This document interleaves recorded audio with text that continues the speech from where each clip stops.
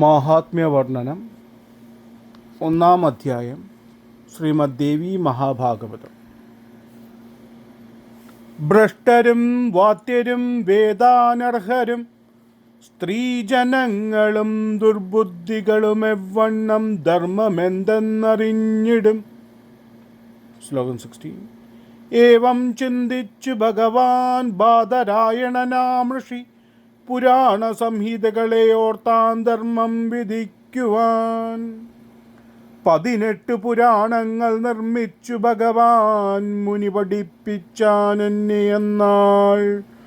ഭാരതാഖ്യാനവും തഥാ അതിൽ ദേവീ ഭാഗവതം പുരാണം ഭോഗമോക്ഷദം മോദിക്കൊടുത്താൻ ജനമേ ജയന്നു മുനിതാൻ സ്വയം.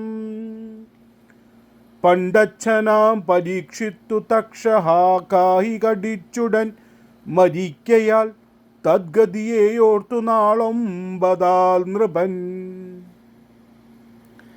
കേട്ടാൻ വ്യാസമുഹാത്താരിൽ നിന്നും ഭാഗവതം ശുഭം വിധി പോലെ ബമൂലോകേശിയെ പൂജ ചെയ്തു താൻ.